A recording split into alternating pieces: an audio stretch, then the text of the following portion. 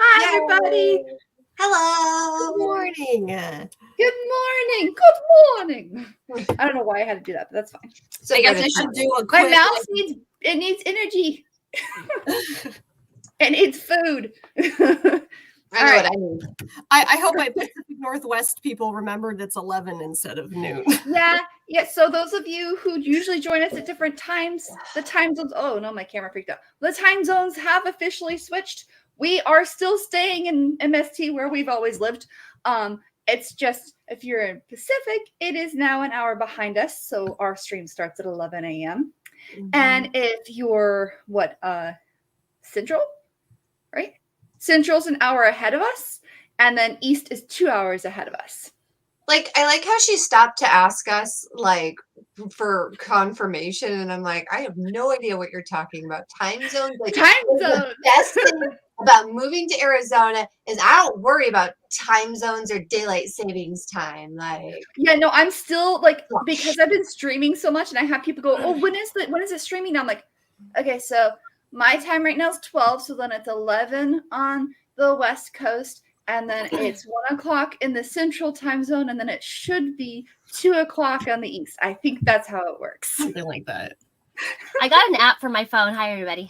I got an app for my phone that tells me. And then if you're across the ocean, I think you're only 7.5 hours now. But I could be wrong. You could still be 8.5. I could absolutely be incorrect. I don't know how it translates in that area, or if you even care about that crap. It's probably just my phone. That's why I'm with Jinx. I have an app that tells me time zone stuff. So yeah, I don't try anymore. I have a website. If I need to figure out time zone stuff, I have a website. I have a Fitbit, and it tells me things. So, all right. Hello, everybody. Welcome to CosTalk Live. Today, we are talking about getting thrifty for cosplay competitions. So, upcycling existing garments in your closet. And we're going to thrift stores and upcycling those so that they can be used in a competition piece, and what that requires, what's involved, and just how much you need to modify or alter it to make sure it meets what's considered competition level.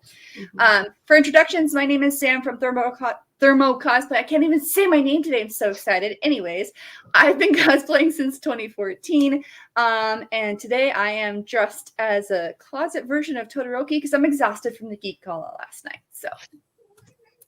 And I'm Chibi Raincloud, previously known as Jinx Cosplay, and I'm Kirishima because I wanted to match Sam, and I also have to run out of the house really fast. So I'm like, who's leading?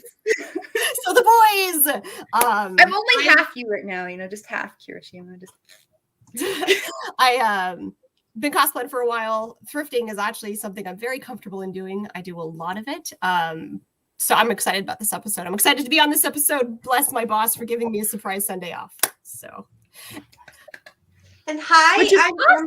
Brite. I'm a professional prep maker here in Phoenix, Arizona, and I thrift a lot of my Star Wars / smuggler outfits that I don't want to take into competition, as well as I got actually my start in cosplaying in general doing steampunk, which if you're not familiar with steampunk, ranges the gamut from being 100% thrifted to 100% created and everything in between. So thrifting is something I still hold near and dear to my heart, even though I do a lot more construction nowadays. So yeah. Hi, everybody. I'm trying to get pictures for Sam. Hi. Oh, so we got a couple of comments. I don't know if you said hello to Cool Gamer. Hi, Cool Gamer. Yeah, we haven't done comments yet. Hi. Matt Black said it is 2 p.m. EST, so that's good to know. We're at 12 and Keishan is at 11. Okay. Shelby says time zones are confusing and daylight savings, every time. I say this, they need to get rid of it. But hey, you know what? At least this time so hard. We this time Facebook and StreamYard, they recognized MST, so I didn't have to go through and delete all of our events again and re-add them. So, well, because we were always on MST, even though it changed to MDT. You know what I mean? So as long as we stayed on MST, but yeah, Prince Cosplay says hello. Hi guys, thank you so much for joining us. I am Jinx Cosplay, and I am so sorry that I'm not in cosplay. I literally just landed from a work trip in San Diego and just got back from the airport like this second. She's like texting us like I'm driving, and we're like, please don't. I wasn't driving. No, Alan was driving, so I was fine. But I've been cosplaying since 2001. I'm based here in Phoenix, Arizona. And I actually did not do a lot of thrifting because since I started in 2001, I came from the era back when we just made everything. So thrifting is something that like I've learned to do, and I really enjoy it now. Like I definitely like to thrift things that are, you know, harder to make, and if I just want a costume, then I want to have fun with it. Of course, I know for competition you can take thrifted stuff and completely change it around, you know, so that's definitely helpful as well. So yeah, hi, thanks for joining us all. I'm getting rid of my mouse pad because it's blocking my poor little precious baby charger, and my mouse isn't break. I think like the first thing we should like hit up is check your con rules. If you don't know what it is, if you don't know the percentage of how much of a costume do you have to build, email the coordinator. Like they should say it on their front page with all the instructions, but it doesn't always happen that way. But seriously, like if you're thinking about thrifting pieces or you need to know how much of a percentage of a costume you're building, ask somebody because that'll be a cosplay competition, of course. Yeah, so here's like an example, like the eligibility and like the time, that information is all going to be in there. Right, because it also could change to what level you're doing. If you're doing a beginner level, usually it's like, I think it's like what, 50, 60%. Intermediate's like 80%, and then masterwork is like 90%. Like I'm just going to cut into there and say, if you are entering in journeyman or master and you have a like more than 10% thrifted, like it's like just don't. Like it's going to actively hurt against you. So like thrifting is great for novice and even like middle line journeyman. I would say journeyman if you're doing a lot of heavy armor work and prop work. Yeah, you can thrift the soft parts as long as your other parts are really good, or if you have leather work that you found that you're then pairing with soft parts that you did.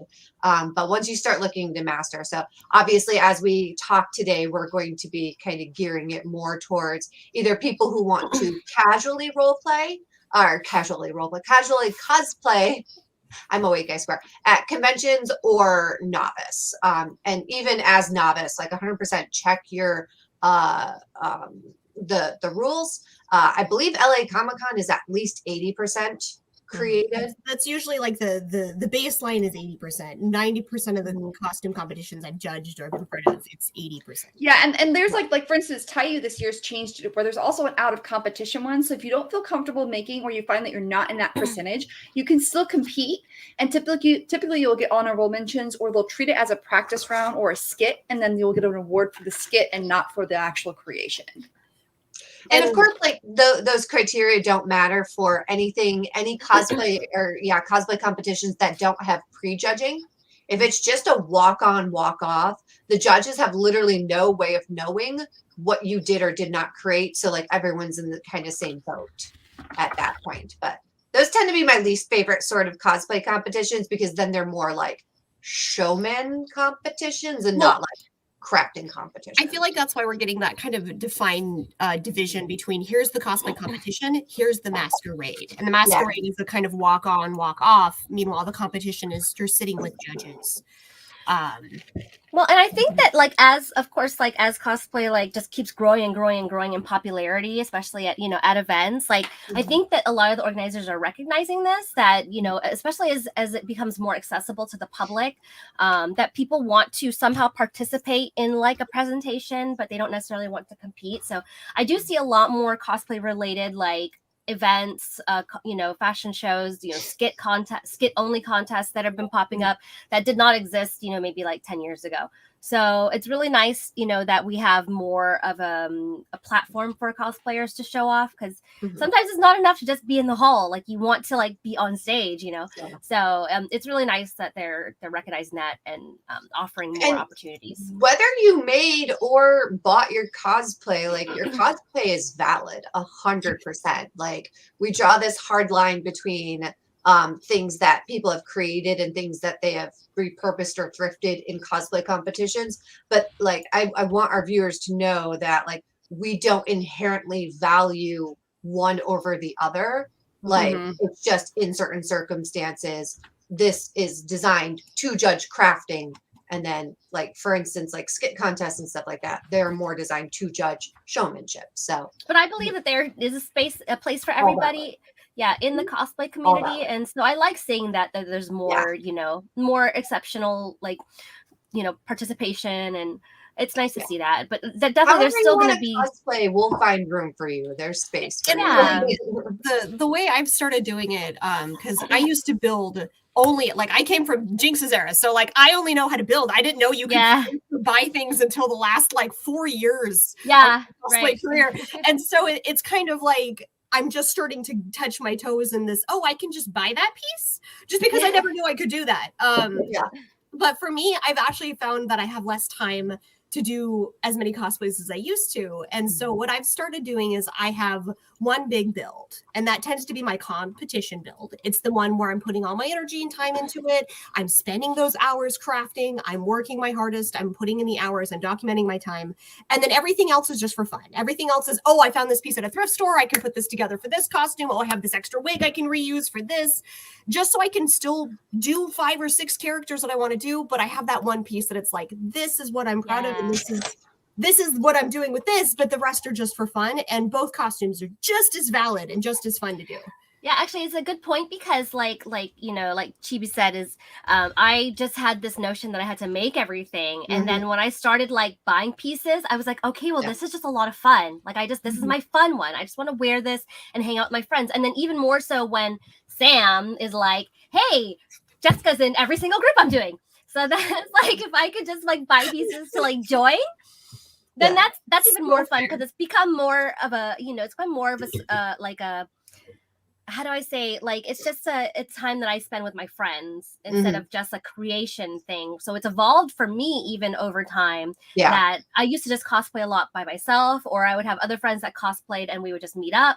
I never really cosplayed in a group until like Sam came around, was like, hey, you do this. We have a couple comments. Lillian Nelson says, dear God, you all look amazing. I say thank you on behalf of these guys, because I don't. I just got off a plane, but thank you very much. These guys look amazing. They always do. Sam is wearing a look that she did last night for the Met Gala. I call it the Met Gala. Did you just like sleep in it and wake up and you're like, okay, this is it? I didn't wear a jacket and white shirt. I had a dress on. The dress is in the laundry. I woke up like this. Shelby says, if I woke up like this, like all the red would be over on this side of my face. Shelby says, usually novice is 60% at least made, at least in the Pacific Northwest. Yeah. So again, yeah, each event is different. And then I sometimes get like these questions of like, well, what is 60%? Like, no one's gonna go with a chart and be like, okay, 10%, 2%. Like just, you know, just be smart about it. Make sure that what you buy, if you have big pieces, like try and make those the things that you made, and then the supplement pieces are maybe things that you bought or altered. That's I'm going to share some of the photos that you guys shared so that we can show them examples. I guess I should give you some photos. I mean, too, like Holo. So I'm building Kirishima right now, which is actually my partially thrifted costume. Everything I bought for him, my skirt, my pants, my vest, the scarf, the belt. I mean, everything was bought at a thrift store.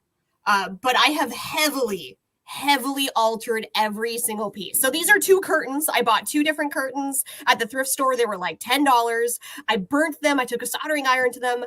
The belt that I'm wearing there, I'm actually painting right now. So that's heavily altered. My vest, I heavily altered. I just cut it up and now I'm lacing it up. I'm working on my pants right now. I just bought a pair of white pants because I hate pants. And now I'm lacing them. I ripped them open. I sewed bonding in them so they're stronger. I'm now doing grommets. This is cheap craft foam, like seriously, like $10 craft foam at the store. For like a huge roll, right? Right. And I decided to go super, super cheap. But you saw that final picture with the silver, like it's not quite done yet, but I'm at the 99% point. Like I'm just adding in the final details ready. And all of this, the most expensive piece on my entire Kirishima is my wig. Outside of that, everything was things I either had, things I bought, thrift store. Even my boots were, I think, $15 at the thrift store. Like, I just decided this was going to be an easy piece. And I originally actually decided this was going to be a competition. This was supposed to be my competition piece for King Con, the con I was just at, but I hurt my hand really bad and I couldn't compete. So I ended up competing, but just for fun. Like I didn't do anything serious. But this piece was like, okay, well, I want to do an easy competition, a small competition, but kind of play with techniques, learn new things. This has been here's all the cheap material because I'm learning so many new things building this costume that I don't want to spend $300 on all my material just to know I'm going to have to probably do it again. God, curtains and tablecloths are such wonderful fabric choices too, because curtains often have like really interesting patterns and often have like 3-dimensional textures and stuff like that. So I always, when I'm in Goodwill, I always kind of peruse the curtains in the fabric section because you'll never know what like weird fabric you're gonna find that you can use. And like one of the cheap things I do, especially when I have fabric that's finished already, like these curtains. So I wanted to put an elastic around the top. So I just cut my curtain where the band at the top where the rod was. I cut it a little lower than that. So I didn't even have to hem it or fold it over and then sew in my lines. Like I already had a band to slide the elastic into. And it was ready to go. Like I decided to cheat real heavy with that by just using a lot of the finished lines already in the curtain. So that takes a lot of planning, though. A lot of people don't realize that. Like, that takes a lot of planning and consideration. You're essentially using patterning there, where you're thinking, okay, how do I want to do this where I got enough of the fabric without like ruining it? Yeah.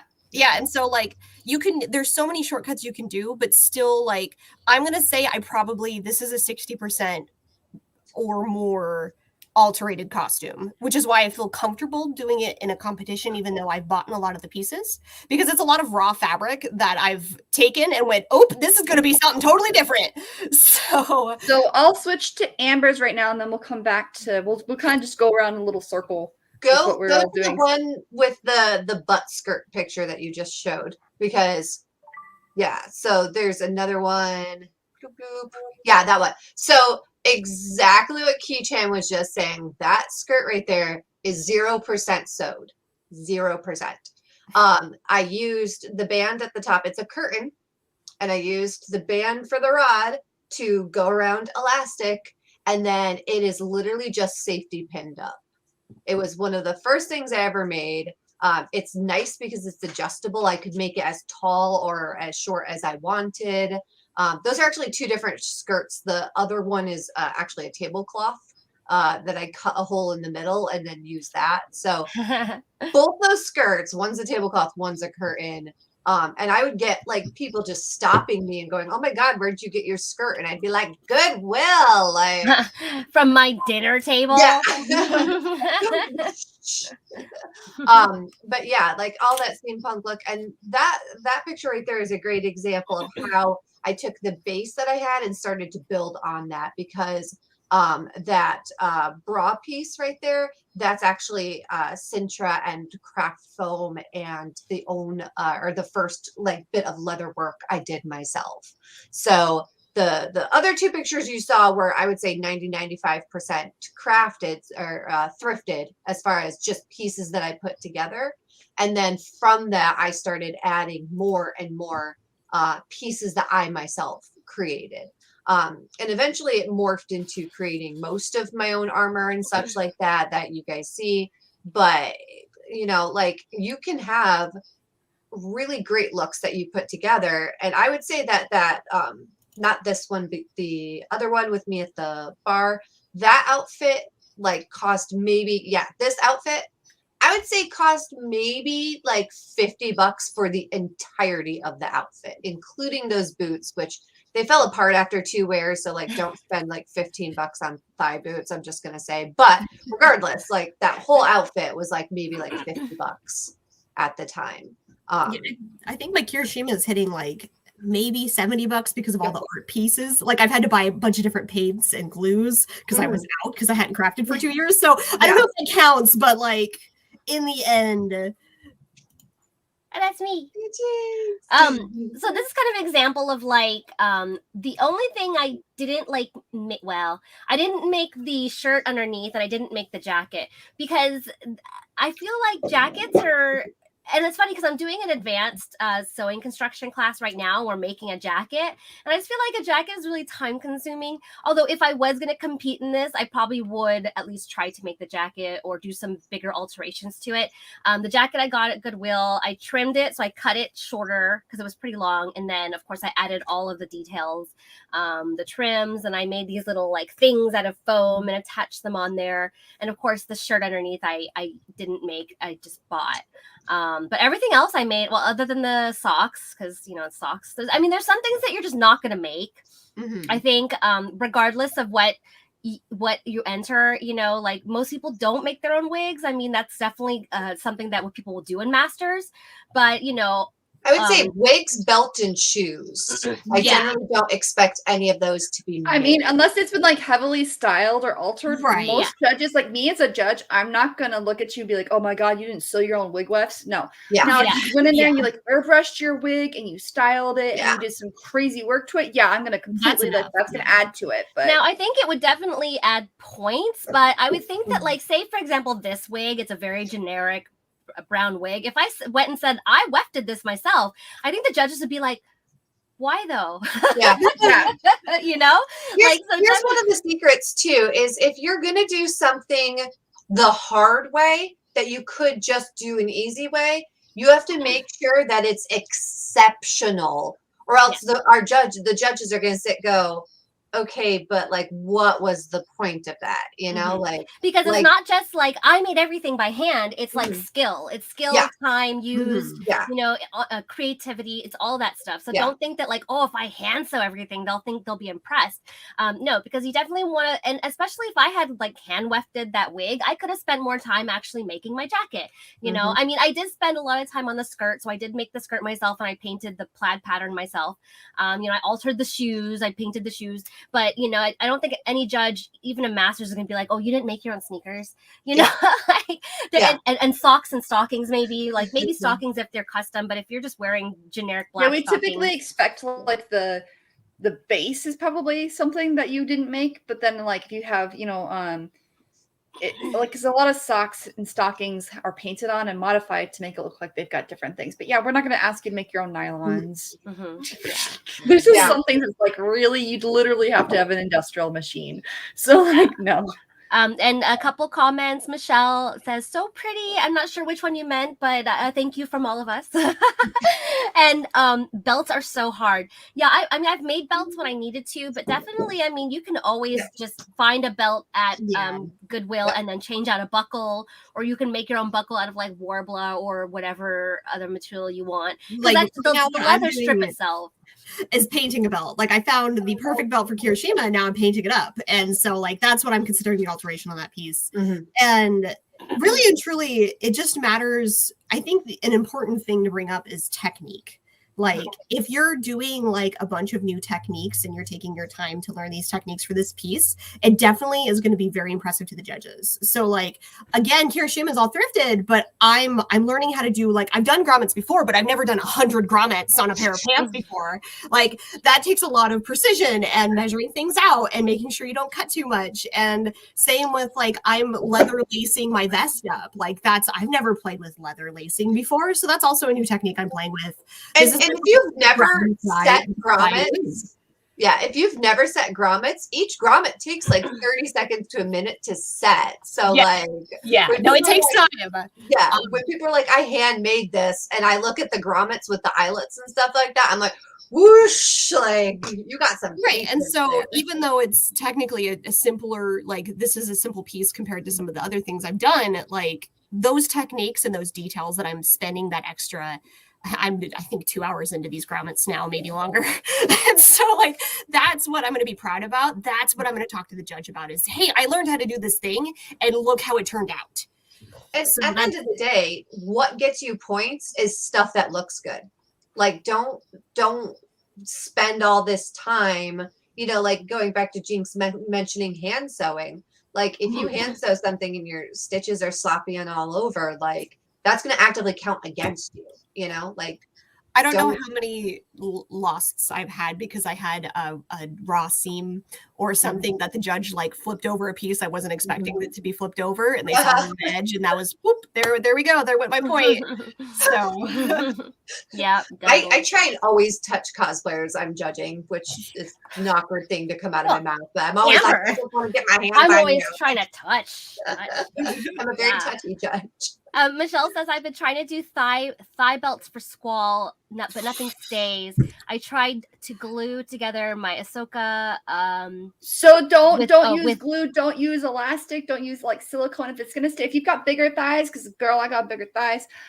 You got a little problem with things staying up. That makes total sense. The easiest thing to do is wear a pair of really thick dance tights, and on the inside of the tights, sew washers to either side of your thigh, and then sew the circle magnets on the inside of the thigh high, so when you pull it up, it magnetizes on the inside. It's like an invisible garter belt. If you're talking about Squall wears pants, you could always just sew them onto the pants and make them look like they were belts. You can, you can do that too. We like I've done things where like if like you've got those pants that have that weird, just your legs just look separated somehow. You can just sew the tights to the pants too. Yeah.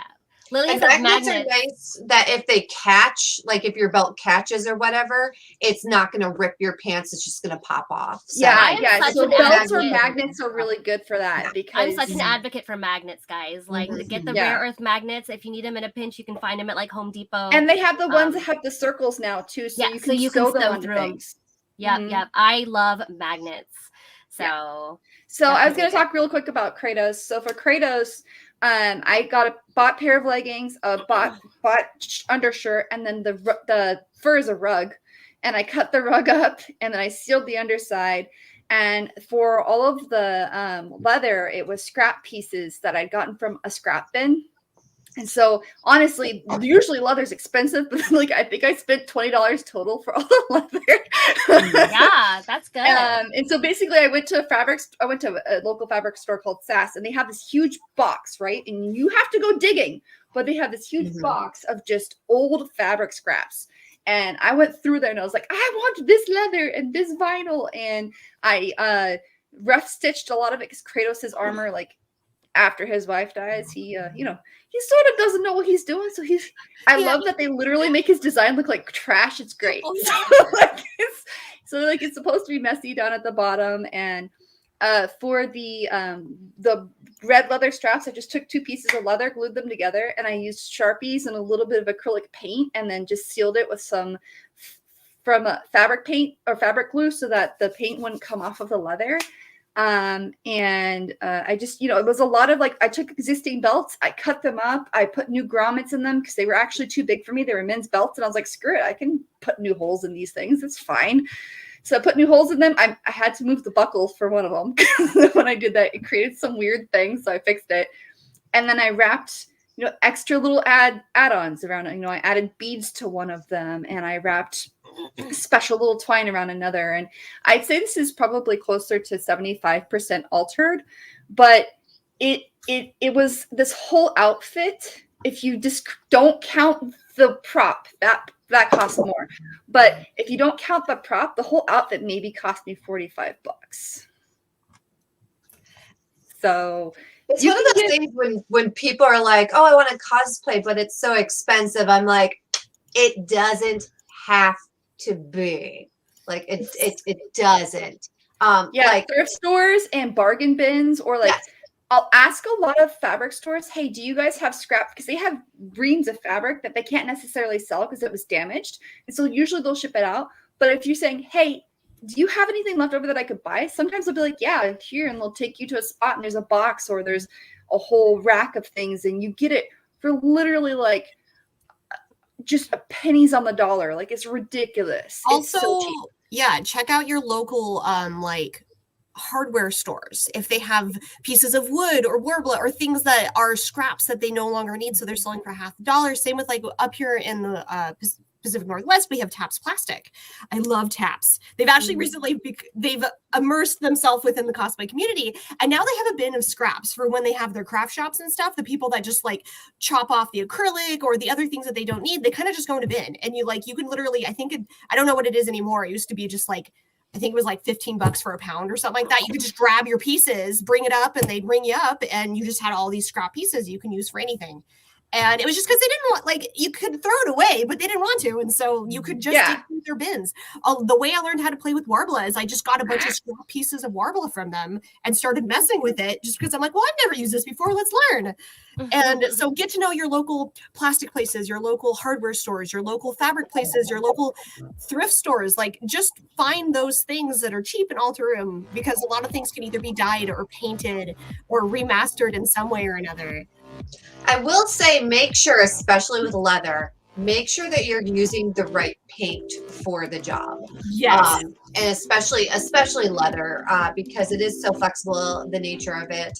I've seen so many leather pieces that got repainted and they used like the wrong acrylic or whatnot, and it just like cracked or flaked off or whatnot. So, it's fabric paint and Angelus leather paint are not expensive. So you can do it and get the right paint on, not for very much. So as somebody who's painted way too many boots and have like had to repaint and remaster boots, like, just go buy the leather paint. It's not worth it. I will say though, the fabric, the like color tool fabric paint, air like spray can paint from Michaels does great on boots. It takes like 20 fucking layers because it's very thin paint. But like, I have a pair of boots that were this awful like green color, and I needed them white for Cindy, and I painted them like 5 years ago, and I still use them as my white boots today because the paint did great. So yeah, I took like an old corset, and I took old elastic that I cut off of like some former garment. I don't even know where I got this elastic from. I didn't buy it. It was in one of my like upcycle bins.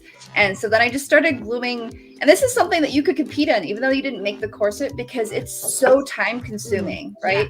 I mean, this took me hours to do. Also, using the corset as a base, so we're going to judge you for the foam work on top of it and not the corset itself. Yeah. And I mean, I had to heat seal everything after this, and then I had to paint all of it. And I mean, there's still a lot of work that you have to do to get foam to stay on fabric permanently. So it doesn't like to stay there. Sam spent so much more time on this piece because, like, as somebody who's scaled a lot of things, like, now I just make rows of scales and I just like layer the rows on top of each other, which is about half the time, but it doesn't look as good as that. Like, you can tell that mine are just rows that I've either sewed or glued in versus this is scale by scale. Like, that looks great. Yeah, it was so time consuming, but it was worth it in the end. Just because, like she said, like, it gives it that nice sense of reality. And when you move, it moves a little bit better too. Yeah, because it's got all that individual scaling. But yeah. Oh, look how pretty that is! Yeah. So, and that paint was fun. Sam, somebody's asking, what's this costume? Oh, I was just doing an Unseelie. So, Dark Fairy. It's so pretty, though. Yep. I wanted to show off my friend's wings. There you go.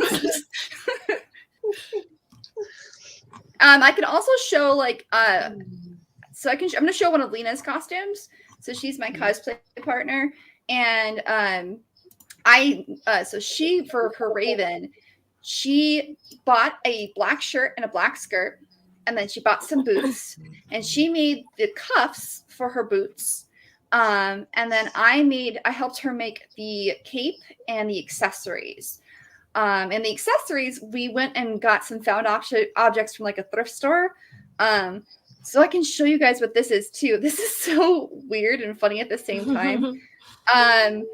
So let me see if I can just skip ahead, because like I do a lot of talking. So what we did is I took like old, like candy molds, Candy and molds, I yeah. poured resin into it. And I mean, the resin's obviously bought, so that's a modified object. But this takes a lot of freaking work. Like resin is no joke. If somebody tells me they resined all their gems, I'm like, hell yes, he did. Like that's huge. Yeah. And so it's a lot of work to do your gems, but then the thing is like setting gems into like actual existing metals hard, but getting plastic to stick to plastic's a lot easier.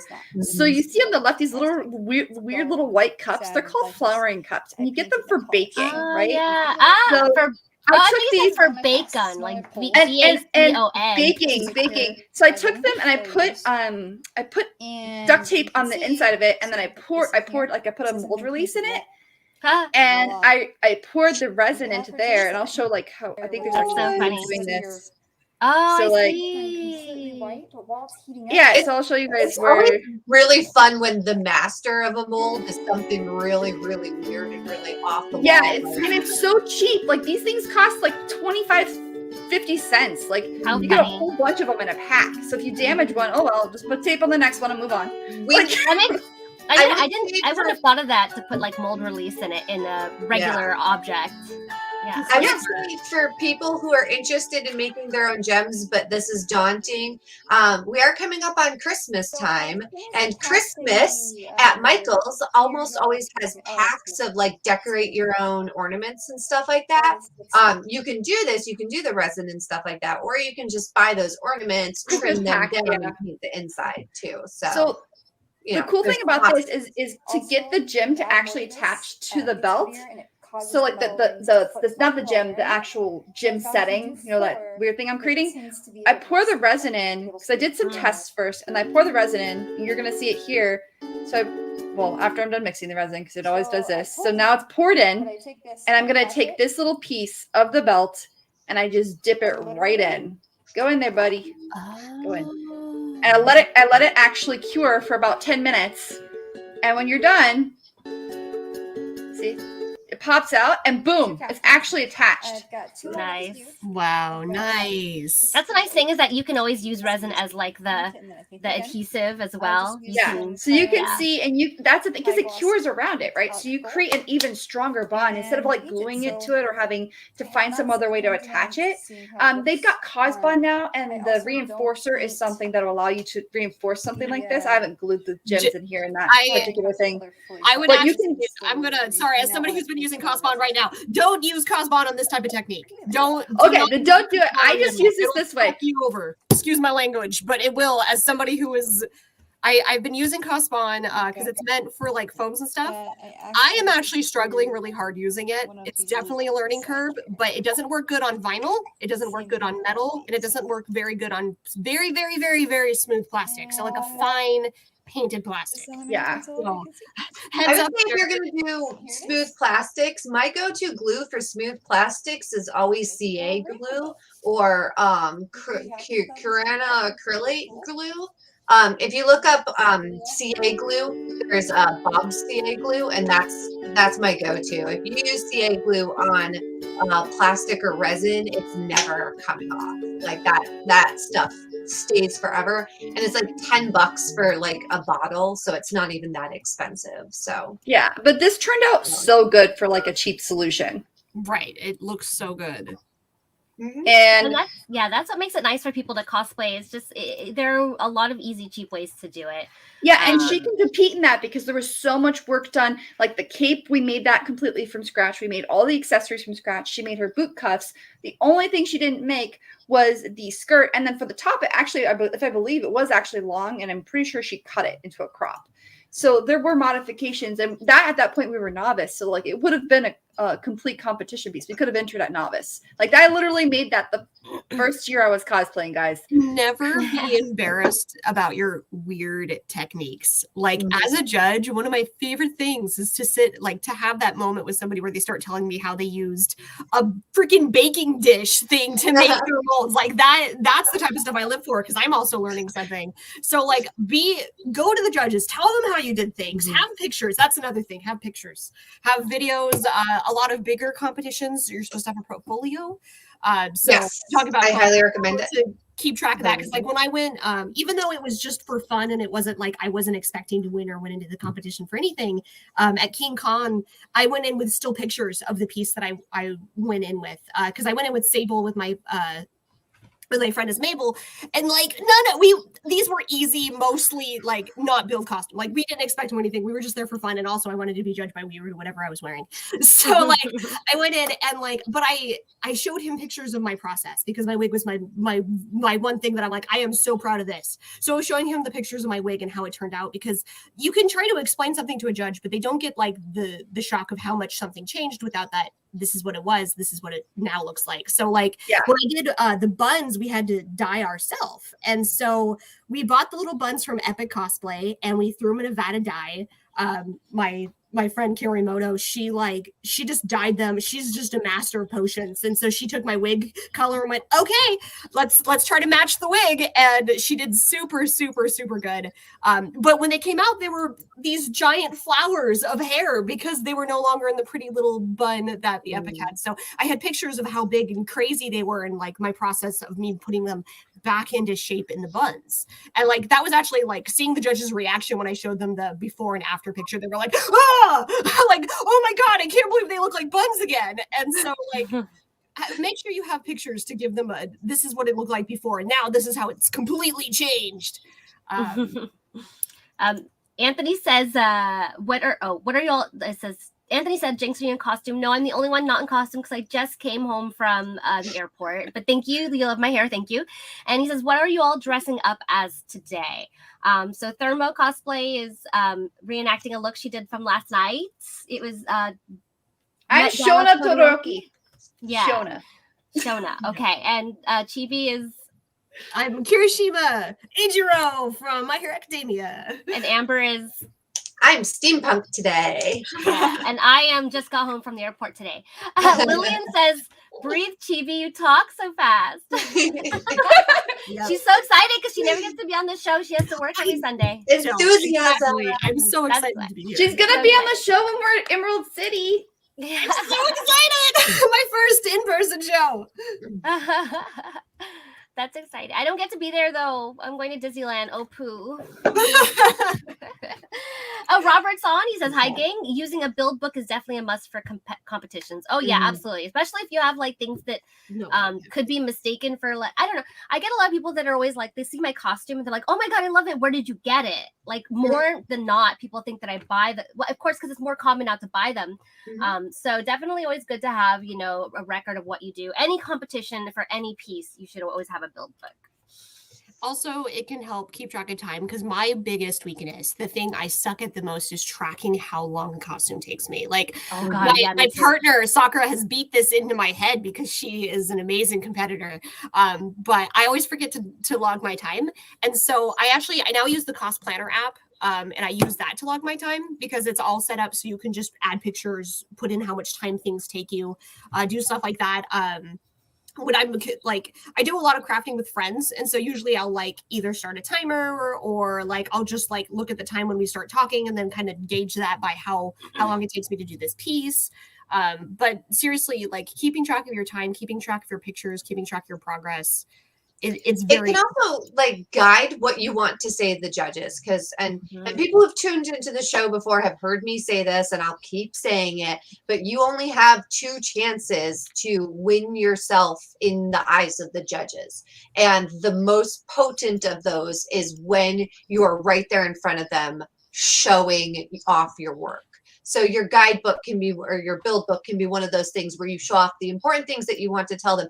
Don't tell your judges, oh, I made this all out of EVA foam. Like, we can see that. Like, move on to like the important things of, oh, this is like this cool technique that I used, or I sealed it with this. This is why it's got that glossy finish. Or and you can use it as a script, like especially if you're very shy.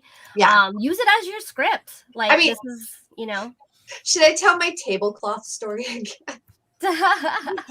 Your tablecloth story. Just as an indication of how important. I have to find a picture of this. I got to find a picture. Oh my God. Also, we're at 15 minutes. If you have questions, pop them in and we'll answer all your questions. Yeah, so we can answer them. Okay. So as an indication of how important a build book is, I have judged for many costume contests at this point. I've participated in many costume contests. A couple years ago, before the pandemic ended the world and stuff like that, we competed, and it was the first time I had competed in like 2 years at that point, because I'd just been judging things, and it's kind of like skeezy to like compete in a costume contest that you like judged the year before. Like it's, I don't know, it's like skeezy. So we did yes, so this is my Flareon. And talking about repurposing, the cape, I found this lovely, like rich kind of brocaded tablecloth at Goodwill, and I was like, oh, this is good. It's got enough weight that it's going to drape nicely, but it's light enough that it's going to flow. It was a really nice, and I've actually used it on several other costumes because I really like the fabric.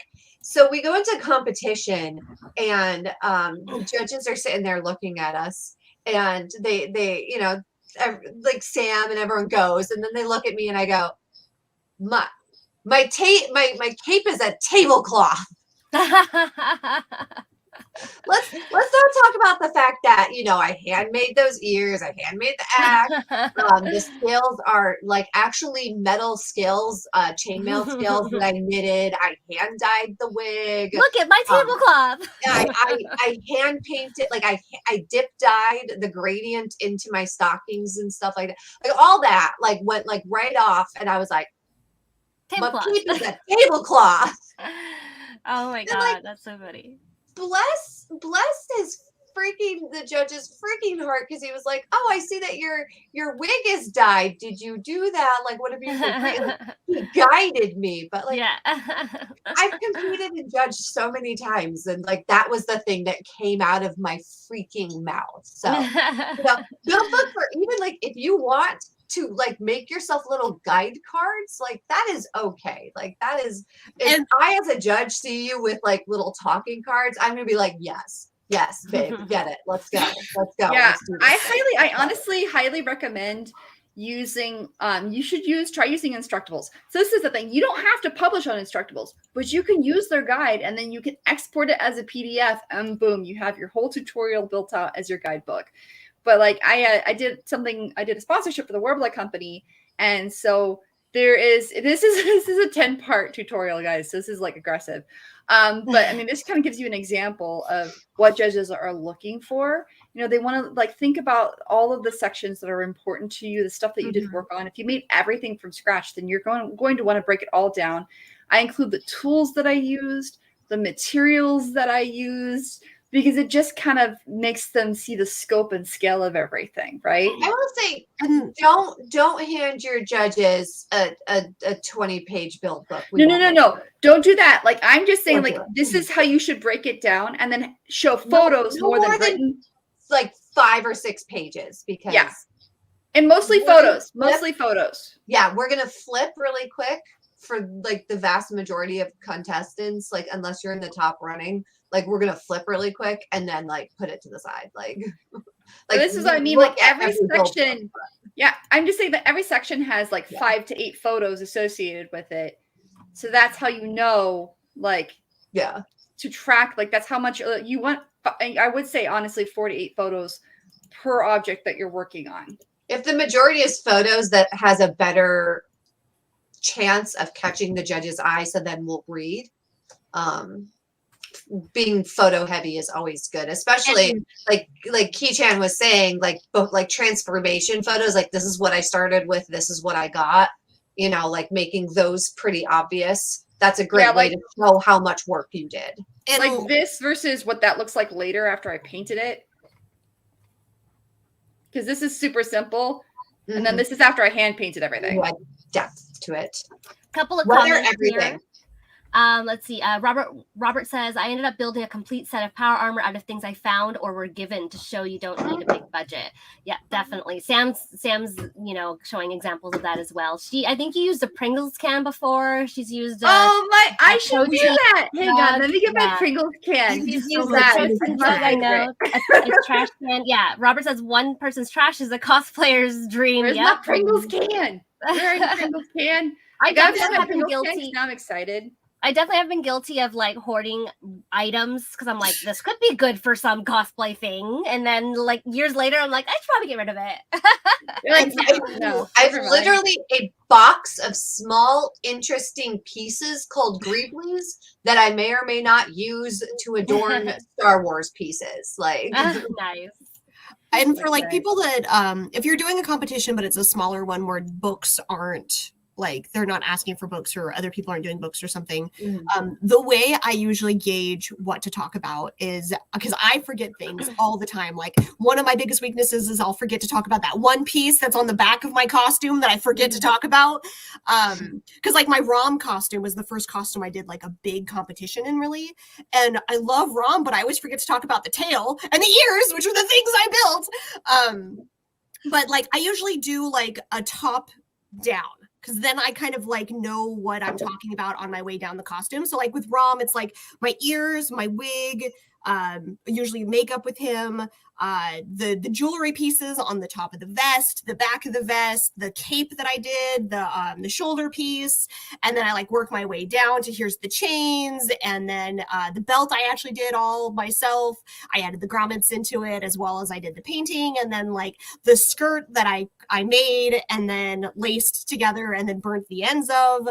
The boots that I added vinyl and detailing to, like I try to just work my way down the costume, because then I'm less likely to forget something, because I'm like focused on just one piece instead of like I'm gonna talk about this, I'm gonna talk about this, I'm gonna talk about this. Like at least if you're working your way down, it also kind of helps the judge get a guide of what you're working on.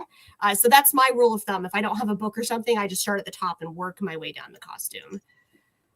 Lillian says, Rom was so amazing. I am so envious for those who get to go to ECCC. I was actually, that was the costume I judged at Penticon. Lillian's in charge of Penticon in Canada. And I was a judge there, and I was wearing Rom that weekend. So nice. Yeah, he's my big baby. I love him so much still. So cute. So if you guys, again, if you have any questions, we're coming almost near the last 5 minutes before we have to give our salutations. So please ask questions. Yeah. Are there any projects right now that you guys are? Oh, go ahead. One of the other cool things about thrifting to keep in mind is thrifting is a great way to get patterns for yourself. Oh, yes. Like if you are like me, I am terrible with sewing. I'm terrible with sewing. Pattern making for fabric, just like if you ask me how I built my armor, like I can be like, okay, I made this shape and then I made this shape and then fabric, just like, I don't know, it's over there. But if you go to like Goodwill or Savers or one of your thrift stores, find a top in the style that you want, or a piece in the style that you want, even if it's like a god awful ugly lime green color or whatever, you can take that piece apart and use it as your pattern. Like you have something that fits perfectly, there you go, there's your mock-up. Take it apart, pay attention to, like, don't just cut it apart, but like try and take it apart at the seams, so that way you can kind of see how it's put together. And that can help teach you how to put your piece together. Especially looking at like waistbands and stuff like that. That was a huge thing for me, was learning how to build that. So as somebody who struggles really hard with patterns, like that is how I've gotten away with these years and years and years of never using a pattern. It was literally just making my own by finding pieces of clothing that I'm like, this is close enough. Go find something that fits. And then adjust it to what you need. Because like commercial patterns aren't hard to read, but it's definitely like there's a skill, and there's like, unless you get like classes or somebody who can teach you what all the different like abbreviations mean. Like I understand unfolding one and being like, oh, what? Well, and you have to be the right height. So my torso, my arm length, my leg outseam and inseam, none of it I haven't found a single pattern. No Adjusting patterns is a whole nother skill. None of it. Yeah. Whole nother skill. Yeah. So I honestly just go find garments that I know fit me. If I'm making something I've never made before, go to a thrift store, find garments I know, like try them on, make sure they fit, and then seam rip and go. You can always tell judges that you either altered or made your own pattern for a piece, and that's also equally as impressive. Even if we don't see that, technically we see that in the costume you build. So I always mention that because I always make my own patterns. So I'm always like, hey, I made this own pattern because I couldn't find something I was looking for or something that fit me comfortably. Yep. So we got a question from Lillian. If you could turn any character into a Christmas cosplay, who would you wear? Christmas real. Christmas, yeah, you would. Christmas I could see that. Twi'lek. I don't know why you haven't done it yet. Because it's so much paint is the long and short of it. Is it so much? Yeah. I did do a Christmas like headpiece where like I had like a Santa wrap with like thing. I don't have a picture of it. It was for a parade, but I did do like a Santa-esque hat for my Twi'lek. But like people are always like, "Oh, do this as a Twi'lek. Do this as a Twi'lek." I'm like, but it's so much painting, and I'm tired. I am probably going to do a Twi'lek calendar, not for this coming year, but for like 2023, I guess. So I'll have a Christmas Twi'lek in that one. So if you like Christmas Twi'leks, follow Amber Brite on Facebook and Instagram. Nice. How are you, Sam? Yeah, I'm that expression. I have no idea. I don't really sink much merit into Christmas. There's reasons, guys. I was raised Roman Catholic and it ruined me, and I freaking hate Christmas because of the crap they teach you in it. Fine. That's fine. See, so I have a hard time with Christmas. On that vein, like I would love to do either like holo or maybe like Chisei, but do like a traditional dramatic like fur Nordic jacket or something. Like I would love to do something, but like take my historian background and make something that's like a classic Nordic pagan styled U-Haul or something versus a Christmas outfit. I feel like that would be really fun, and I would love to do something to like play around with that. I think Chisei would be really cute to do a very just like simple, dramatic, like classic. If we're gonna go for like more of that, I mean, probably Merida, because the Scottish. Oh, that would be so cute. Yeah. That's what I was thought of immediately. If you, as Merida. I've been thinking about doing photo shoots monthly lately, and I do have a Christmas creme from Izashuku Reviewers, so that's possibly a thing coming up in the future. I was thinking about maybe like Christmas lights with him, just saying. But I mean, if I was doing a serious actual Christmas outfit, it would be Tuesday. I did a Christmas Melina in which she unwrapped a bloody heart and then devoured it. I mean, I guess that counts. Yeah. I always talk about every year that I want a Christmas cosplay, and I never get to it. I'm actually making one now, but I'm not great at like making my own design, so I'm just making the Ariel doll that I got last year. So I'm doing the Ariel winter doll because I always loved the Belle winter dress from the Christmas special, because that's the doll I've had for years and years and years. So I'm making that. I don't know if I would make any other character. Maybe a diva, maybe a Christmas diva, because I'm always annoyed that she doesn't get a Christmas skin. Because I know it's hard to animate or whatever, but it's better than friggin' Widowmaker's Christmas skin, which is basically like a snow bunny. Yes, like the most boring thing ever. I'm like, I know. I don't want to wear like friggin' big puffy jacket around. They should have totally done a Nutcracker skin for her. I don't know why they didn't. Like, right? I don't know. Like she's like supposed to be like purple because she's cold naturally. Like they could have done like a really cool like icicle like they slowed her blood. So but I think a diva maybe I will do a diva Christmas outfit.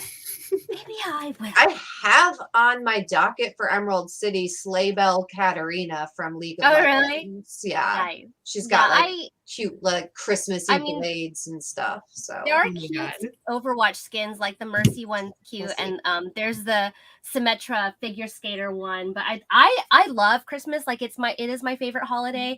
That's why I'm always like, I need a Christmas cosplay because I just never have one. So I did do like a poinsettia wreath for Moana. And I did a little warm shawl, which is never like cold enough to wear here in Arizona, even in December. Like you have to be like at night to wear it because otherwise I get too hot. But yeah, so definitely for me, Christmas is. I even have Christmas fabric that I hoard, and I don't even get around to making like normal Christmas things. But yeah, so maybe I'll do that this year. See, I definitely I like turning things into like Viking or Amazon. Right? No, that's like if I can take it Nordic or something, then I'm all on board. I would love to do a very traditional. I like that. I'm like, I just want to make it tentacly, and we should look like, I want to make it like Viking and keep. Yeah, let's make it like Nordic. artist. And I like to make things cutesy. We should see what our genres are that we're always turning our characters into, and make that an episode. I mean, like, what would be your aesthetic? You know, what would be your Nordic Spider-Man? So you're saying basically goth Viking is what I'm looking at right now? Probably, I think they're goth Viking aesthetic. Lillian says, you need to reclaim your Christmas. Time to find your Mary. I'm sorry you were damaged by the chaos, but Sam always gives really lovely cosplay gifts every year. So we do our little gift exchange. I like to make gifts. I like exchanging stuff. I just don't like the concept of Christmas. Like, you don't like I prefer more classically, like I get the whole Christmas tree and stuff, and that's fine. Like, if you celebrate it, go love it, go enjoy it. This is your holiday. But like, I'm much more of like a wreath on my door, like light the candles, kind of celebrate in the old Yule kind of era. So I like the Yule tradition of burning stuff and getting really drunk. I like Nordics know how to party, I tell you what. For me, it's all about the family gathering. So family gathering and friends and just enjoying everybody's company. That's what. And I love getting gifts for people and making gifts. So that's like, and I like getting them too. So you know. We have completely digressed from our original topic. No, it's always a ask anything. We need to do another. Thrifting is very good, and don't let anyone gatekeep you by saying your cosplay is less because you didn't make it. If somebody does that to you, come find one of us and we will punch them in the face. Maybe metaphorically. I have muscle, like I will.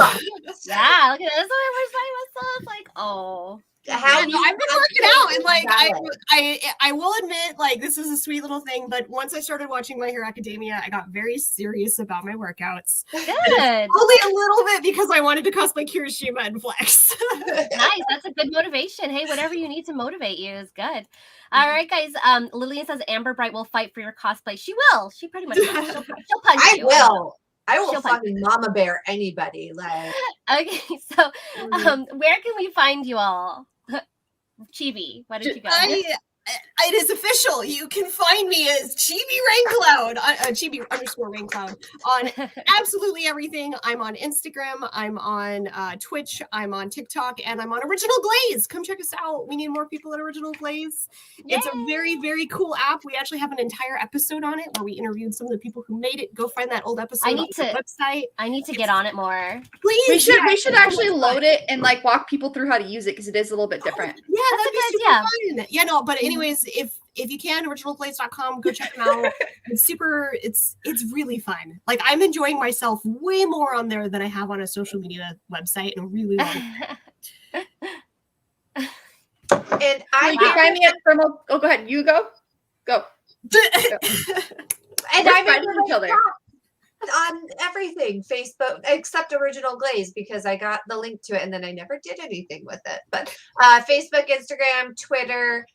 If you go on Twitter right now, we can talk about how much I ship Vi and Caitlin in Arcane, #Arcane, #Cupcake, Enforcer Bays. I realize that makes like zero sense to anyone who hasn't watched Arcane, but watch Arcane on Netflix and then come talk to me on Twitter about how much you ship Vi and Caitlin. But yeah, like AmberBrightProps.com also, if I'm going to stay on topic. Okay, Sam, go.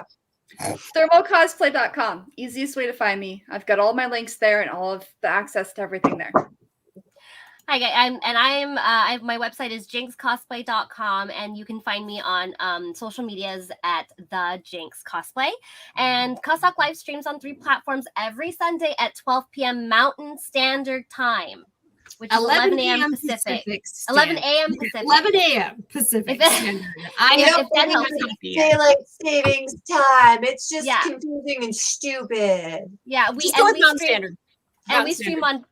stream on Facebook, YouTube, and Twitch. And guys, you can also join our Discord. So Sam's throwing the link to our website in there, and I'm going to throw the link to our Discord. You don't need to be a cosplayer. You just need to like cosplay to join. So what are we doing next week, Sam?